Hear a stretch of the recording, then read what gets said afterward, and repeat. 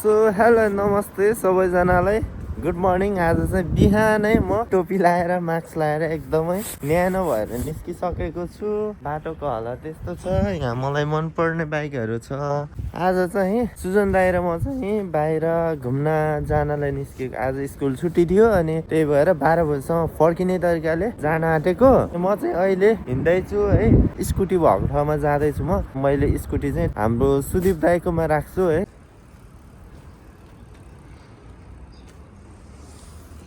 यो लोकेसन देखेर तपाईँहरूलाई थाहा पाइसक्नु भयो होला। म चाहिँ अहिले कहाँ छु त भन्दाखेरिमा तोमारीमा छु है। अनि अहिले चाहिँ म सुजन दाइलाई कुर्दैछु। दाइ आउँदै हुनुहुन्छ अनि दाइ आइसकेपछि हामी फेरि हाम्रो डेस्टिनेसनतर्फ कन्टिन्यू गर्नुपर्ने हुन्छ। यहाँबाट चाहिँ 50-60 किलोमिटर कति छ। अब सायद दाइ पनि आइपुग्ने बेला भयो होला भनेको ठ्याक्कै आइपुग्नु भयो। के छ दाजु? झोर्ले है त झोर्ले फेरि ल। अब हामी जानुपर्ने हुन्छ ल दाजु। ठाउँको नाम थाहा छ तपाईँलाई?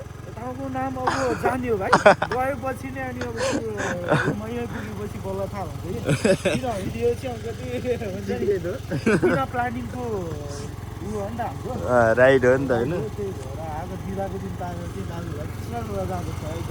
ल है त बल्ल उठ्ने भाइ अब ल है त ल।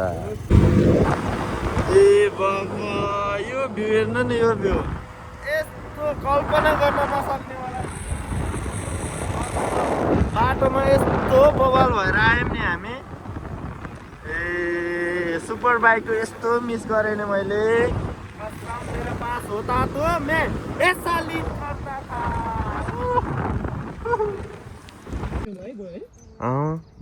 काबिन यसो सनसेट र खाटामै गइले अझै वेदर बादल मल्लिरहेको छ है।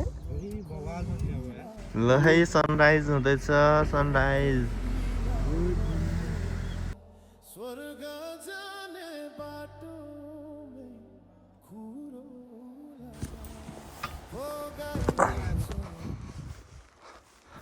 सो यहाँ हाम्रो खच्चड घोडाहरू नि छ।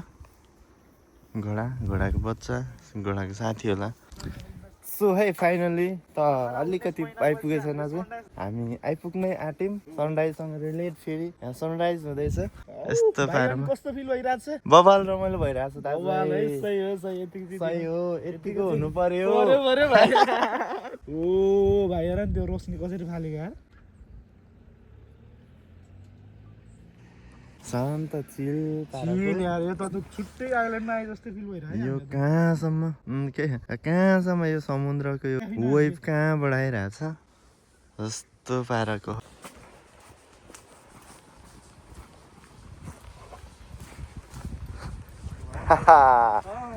वेल हामी हाम्रो डेस्टिनेसनमा बल्ल आइपुग्यो। अझै भने जस्तो ठाउँमा पुग्नै बाँकी छ। अझै यता त मर्निङ वाक गर्दै छ जोडी होइन बाजे बोजूहरू जोडी ट्याक्क जोडी मिलाएर के छ र जिन्दगीमा। दिउँसो राति सबै घुम्यो तर आज चाहिँ बिहान चाहिँ फर्स्ट टाइम होला है निस्किएको। यहाँको नजारा चाहिँ कुछ ऐसा है।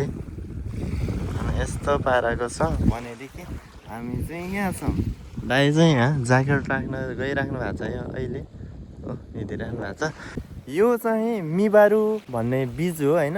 अनि यहाँ आउनुभन्दा अगाडि चाहिँ केही पनि सोचेको थिएन कि मैले। जस्ट दाइले यो लोकेसन सेयर गर्नुभयो सुजन दाइले। अनि त्यसपछि सिधै यहाँ आएँ। अर्को गन्तव्यतर्फ लाग्नेछौँ। अर्को गन्तव्य हो भने यही ठाउँको अर्को कुन चाहिँ ठाउँमा अलिकति छुट्टै दामी भ्यू आउने ठाउँ देखिरहेको थियो। सायद हो त्यो साइड जस्तो लागिरहेछ तर पानी पर्यो त हो। पानी पऱ्यो के गर्ने हो। अनि दिनै कस्तो हो लाग्यो भने ठिकै छ त्यही त पानी पऱ्यो दाजु के गर्ने हो। पानीले गर्दा डिस हान्छ जस्तो थिस होला जस्तो छ, डिस होला जस्तो छ। ल है पानी गयो, ढुम्मा परेका बादल आयो, बिजोक भयो हामी त। सो यहाँबाट चाहिँ कतै जाने ठाउँ जस्तो लाग्दैन। यहाँबाट चाहिँ अर्कै बिचमा जाने होला भाइ जहाँसम्म हाम्रो बाजे हुनुहुँदो रहेछ यो बुढोलाई देखायो भने थाहा हुन्छ भाइ त्यो फोटो देखाउँदा एकचोटि के भन्नु रहेछ के भन्दैछ बजाउन लागि यस्तो ग्लास बोर्ड चढ्ने ठाउँ रहेछ बाजेलाई सोध्नु पर्ला जस्तो लाग्दैछ त्यो ठाउँ चाहिँ कहाँ हो भनेर एक्ज्याक्टली अनि अलिअलि पानी परिरहेछ अनि त्यही भएर हामी चाहिँ हजुर खोज्दैछौँ के भन्छ हामी उसले हाम्रो चस्मा लाउन बिर्सिनु भएन 10 करोडको चस्मा अनि आज चाहिँ अलिकति मौसमले साथ दिएन अलिकति ल्याङ भयो हाम्रो यात्रामा त्यही पनि ठिकै छ हामी जस्तो परिस्थितिमा पनि ह्याप्पी भएर जिउनेछौँ यहाँ ओकिनावा भनेर लेखाइरहेको छ उलुलुलुल अब यहाँ फोटोसोटो हानिन्छ हामी अनि त्यसपछि फर्किनु पर्ने हुन्छ आजको बिहानको राइड चाहिँ बवाल भएको थियो नि दादा राइड चाहिँ बबालै भयो है सनराइज हेर्दै सनराइज हेर्दै आउन पायो थोरै आज चाहिँ ब्याड लकको कारणले गर्दा चाहिँ हामीले अब अलिकति आएर भने जस्तो अलिकति हुन्छ नि पानी परिरहेको छ होइन तर ज्यान तातिरहेको छ होइन अलिकति भ्यू चाहिँ हेर्न पाएन चियो फेरि हामी चाहिँ यो ठाउँमा फेरि आउनेछौँ होइन भाइ फेरि आउनेछौँ फेरि आउने अलिकति डुम्मा भयो बादल लागेर यो पालि चाहिँ डुम्मा हो अर्को चुमा चाहिँ टुम्मा पार्ने तरिकाले तरिकाले आउनुपर्छ अलिकति यो के भन्छ अरे साथ दिएन मौसम आज खोइ किन रोइरहेछ त नि के हुनुपर्छ केही कारण छ होला जहाँसम्म रुनुको कारण पनि होइन ल हामी हाँसेर बिताउनु पर्ने हुन्छ ल फोटोसुट हालौँ ल दाजु अनि त्यसपछि हामी फेरि हाम्रो राइटतर्फ लाग्नेछौँ अर्को ठाउँमा गएर अर्को डेस्टिनेसन कस्तोवाला हुनेछ थाहा छैन यस्तो भाइ अब कहाँ जस्तो मलाई के लाग्छ भन्दाखेरि होइन जहिले किन नभिजेर हिँड्ने कहिले कहिले त भिजेर नि राइड गर्थ्यौँ भन्ने कुरो पनि होइन त्यही भएर आज चाहिँ हाम्रो राइड चाहिँ बबाल यो के भन्छ मलाई भन्नै जानेन भाइ जस बुझ्छ भाइ तपाईँहरूले ल है त यस्तो छ यस्तो किन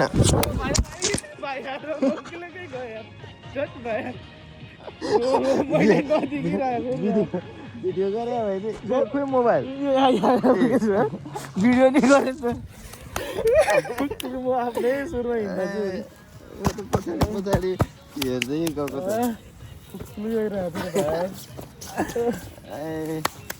दाजु भयो त राख्न पाइन्छ होला नि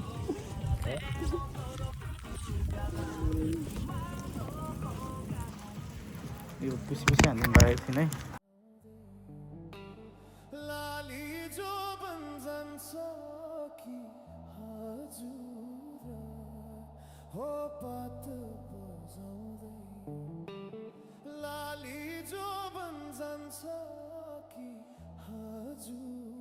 ओहो हामी त हिँड्दै कहाँ हो पहाडतिर आइपुगिसकेको छ दाइ माथि पहाडमा चढ्दै हुनुहुन्छ भनेदेखि म यहाँ अर्को सगरमाथामा छु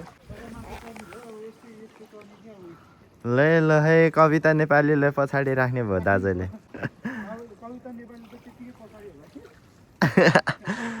ल हामी चाहिँ यतातिर छौँ यहाँ खोइ कहाँको कोकोसेहरू नि जापानिज जस्तो नै कोरियनहरू जस्तो नि हो आइरहेको रहेछ केटाहरू सो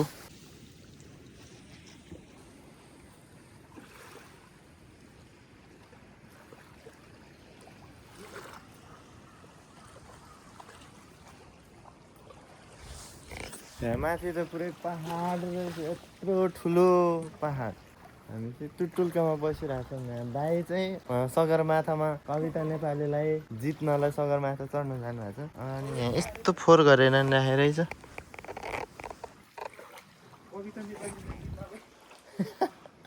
फोटो हानिदिने हो है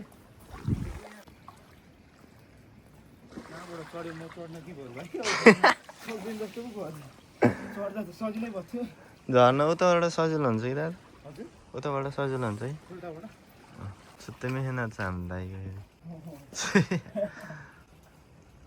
यो त यहीँ ल्याएर फोहोर गरे हो कि समुद्रले बगाएर ल्याए त होइन होला पक्कै नेपालीहरू नै हो भाइ नेपालीहरूकै काम हो गर्दैन भाइ यस्तो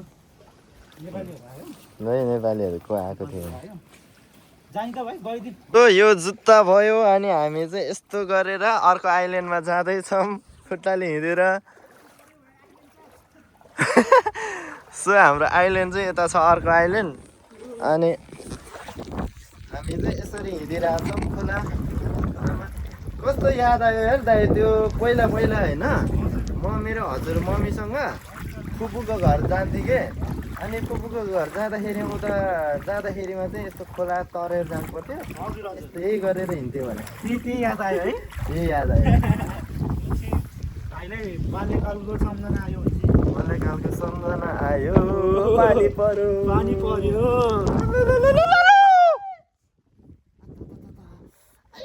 कस्तो दुख्दो रहेछ यो त बाबा छ्या कस्तो दुखेको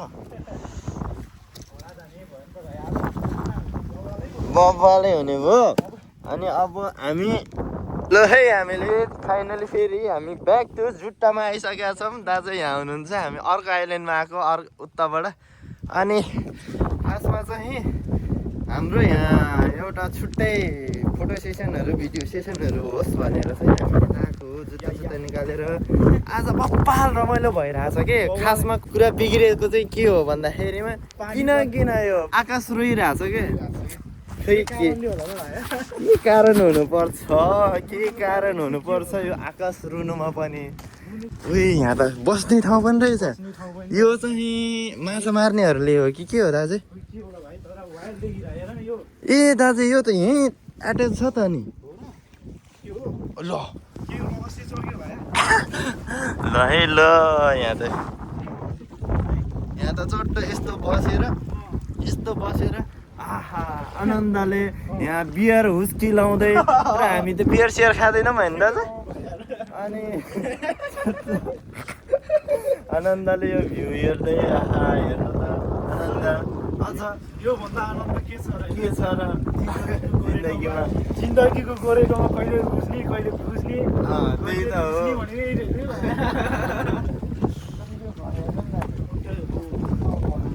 तर बबाल छ तर भाइ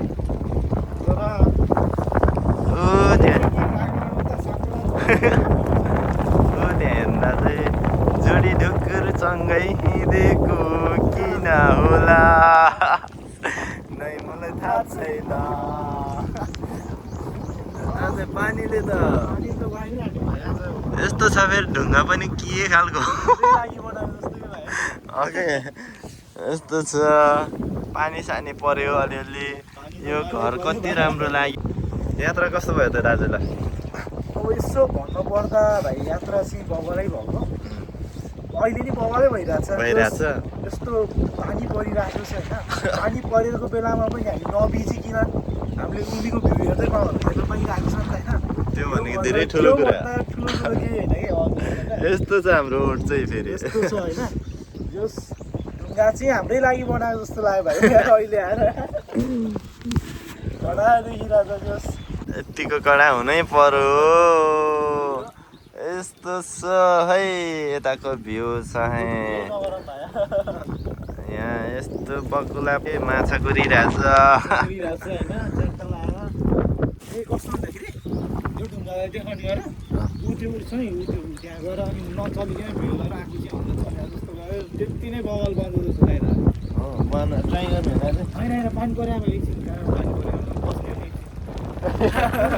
लाग्ने है लाग्ने होइन एकछिन त आनन्दले यो समुद्रको भ्यू हेर्न पाओस् न मजाले है यो त ओकिनावाको अर्कै साइडको कहाँ छेउमा हिँड्दा चाहिँ हामी त अलिक छेउमै आएको छौँ मैले चाहिँ यहाँबाट यता त ऊ नै छैन नि कहाँ छ होइन यहाँबाट हामी त एकचोटि कोरिया पुग्ने हो नि भाइ कोरिया हो एकैचोटि के पौडी खेलेर जाने भाइ कोरिया जाउँ कि क्या हो दाइ जाने हो जाम ल है आँट्ने हो नि फेरि यस्तो जोसिलो उमेरमा त जोसिन्छ नि फेरि अलिकति पौडी खेल्न मात्रै नजानेर नत्र कोरियातिर यहीँबाट डाइरेक्ट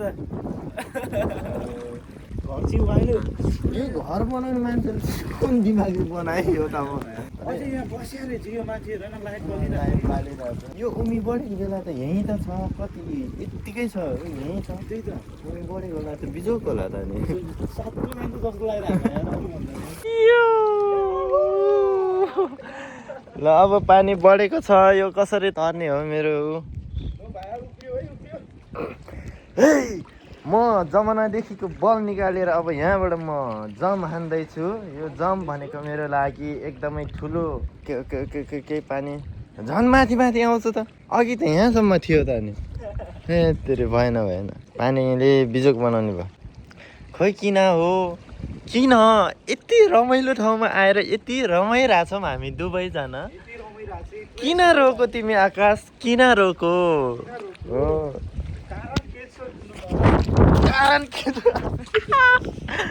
कारण के छ किन रुनु भइहालेछ तपाईँ आकाशजी आकाशजी यहाँ बस भाइ अब तिम्रो यहाँ च्याप्पल आएर म यस्तो बबाल हान्ने चाहिँ यस्तो बबाल हान्ने चाहिँ होइन तिमी हेरेको हेऱ्यो ल दाजु